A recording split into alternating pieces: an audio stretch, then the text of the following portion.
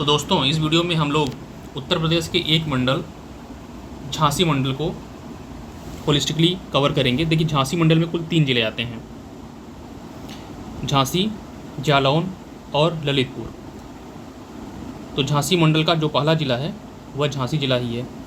तो इसको देखते हैं। देखिए झांसी ज़िले का उपनाम जो है वह बुंदेलों की नगरी भी इसको कहा जाता है, बुंदेलों की नगरी, और बलवंत नगर भी इसको बोला जाता है, बुंदेलों की नगरी और बलवंत नगर। यहाँ का वन डिस्ट्रिक्ट वन प्रोडक्ट अगर देखें तो यह सॉफ्ट टॉयज़ यहाँ का वन डिस्ट्रिक्ट वन प्रोडक्ट हो जाएगा। अगर हम झांसी राज्य की स्थापना की बात करें तो 1613 ईस्वी में ओरछा के राजा वीर सिंह बुंदेला द्वारा झांसी को बसाया गया था। 1853 में डलहौजी की हड़प नीति यानी डॉक्ट्रिन ऑफ लैब्स जो की आई थी, उसके तहत ब्रिटिश साम्राज्य में इसका विलय कर लिया जाता है, जिसके अगेंस्ट में झांसी की रानी जो है वो अपना संघर्ष करती हैं, स्ट्रगल करती हैं और फाइनली जो है वीर गति को प्राप्त होती हैं। अगर हम यहाँ के प्रमुख स्थल व संस्थानों की बात करें तो झांसी का किला यहाँ का प्रमुख स्थान है, रानी महल है। झांसी का किला इसको वीर सिंह बुंदेला ने ही बनवाया था 1613 के आसपास। पंचतंत्र पार्क यहाँ का एक प्रमुख स्थल है, मेहंदी बाग राजकीय संग्रहालय यहाँ पे एक भी है, और रानी लक्ष्मीबाई केंद्रीय विश्वविद्यालय यहाँ का प्रमुख विश्वविद्यालय है। यहाँ के कुछ विश्वविद्यालयों में एक रानीबाई लक्ष्मी केंद्रीय कृषि विश्वविद्यालय है, मैथिली शरण गुप्त बुंदेलखंड विश्वविद्यालय है। ये 2 प्रमुख यहाँ विश्वविद्यालय हैं।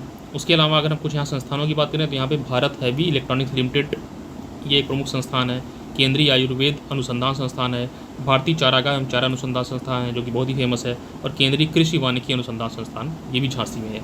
झांसी में कुछ प्रमुख बांध हैं जो कि काफ़ी इंपॉर्टेंट हैं।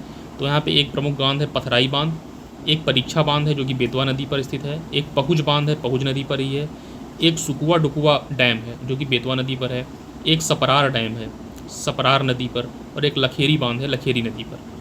यहाँ की कुछ प्रमुख प्रसिद्ध झीलें कौन कौन सी हैं तो बरुआ सागर झील और लक्ष्मी ताल, ये 2 प्रमुख यहाँ की झीलें हैं। यहाँ हाल ही में भी 2023 में जैसे नोएडा है या अन्य जो डेवलपमेंट अथॉरिटी है उसी की तर्ज पर यहाँ पे एक बीडा की स्थापना की गई है। BIDA stands for Bundelkhand industrial development authority, BIDA. और यूपी में चने का सर्वाधिक उत्पादन झांसी में ही होता है, और यहाँ पे कृषि वानिकी प्रशिक्षण केंद्र है और ट्रांसफार्मर का एक कारखाना भी है। बीडा के तहत अगर हम बात करें तो झांसी ग्वालियर रोड के आसपास एक नया हाईटेक औद्योगिक शहर विकसित किया जाएगा नोएडा की तर्ज पर ही। और अभी झांसी रेलवे स्टेशन का नाम आधिकारिक तौर पर बदलकर वीरांगना लक्ष्मीबाई रेलवे स्टेशन कर दिया गया। तो ये करंट अफेयर्स का आपका पार्ट हो जाएगा। नेक्स्ट ज़िले की बात करते हैं दोस्तों, तो ये ज़िला है जालौन ज़िला। जालौन इसका हेडक्वार्टर देखेंगे तो ये उरई है, उरई इसका हेडक्वार्टर है। इसको पंचनदा नगर के नाम से भी जाना जाता है क्योंकि यहाँ पे 5 नदियों का विलयन होता है, और ये स्थल इसको अनोखा बना देता है, यूनिक बना देता है। वर्ल्ड में 5 नदियों का संगम और कहीं नहीं होता, तो वर्ल्ड का ये एक अनोखा आपको दृश्य देखने को यहाँ पे मिलेगा। वन डिस्ट्रिक्ट वन प्रोडक्ट की बात करें तो यहाँ पे हस्त निर्मित कागज़ कला यहाँ का वन डिस्ट्रिक्ट वन प्रोडक्ट है। प्रमुख स्थलों की बात करेंगे तो दोस्तों यहाँ पे एक 84 गुंबद है, लोधी कालीन मकबरा है। यह 84 गुंबद यहाँ पे हैं, करीब 60 फीट ऊंचा यह एक जो है मकबरा है, लोधी कालीन मकबरा। लंका मीनार यहाँ पे है, और रामपुरा महल है, रामपुरा महल या किला। माँ वनखंडी देवी शक्तिपीठ है, जो 51 शक्तिपीठ भारत में पाए जाते हैं उनमें से एक शक्तिपीठ माँ वनखंडी देवी शक्तिपीठ वो यहाँ पर है। पंचनदा जो मैंने आपको बताया, पंचनदा नगर भी इसको बोला जाता है। तो पंचनदा में कौन कौन सी नदियों का संगम यहाँ पे होता है, यूनिक, यमुना, चंबल, सिंध, पहुज और कुवारी, इन 5 नदियों का संगम यहाँ पे होता है, जो इसको वर्ल्ड का एक यूनिक प्लेस बना देता है। बीरबल का जन्म यहाँ पे कालपी में ही हुआ था। कालपी यहाँ का एक प्रमुख स्थल है, जालौन का ही एक प्रमुख स्थल है कालपी। वहीं कालपी पर बीरबल का जन्म हुआ था, और कालपी में ही 1858 में ब्रिटिश जनरल जो सर ह्यूरोज था उसने रानी लक्ष्मीबाई की सेना को पराजित किया था। कालपी का युद्ध 1858 में 8 में हुआ था। ओडीओपी के तहत जो है एक्सपोर्ट हब के रूप में विकसित किया जा रहा है, इसलिए जीआई टैग प्रक्रिया भी चर्चा में है। बुंदेलखंड एक्सप्रेसवे जालौन जिला बुंदेलखंड एक्सप्रेसवे का प्रमुख केंद्र बिंदु है, इसे सीधे चित्रकूट और इटावा से जोड़ता है। नेक्स्ट डिस्ट्रिक्ट की बात करते हैं, ललितपुर डिस्ट्रिक्ट। इसको देवगढ़ नगर के भी नाम से जाना जाता है, और इसका वन डिस्ट्रिक्ट वन प्रोडक्ट जो है जरी सिल्क साड़ी है।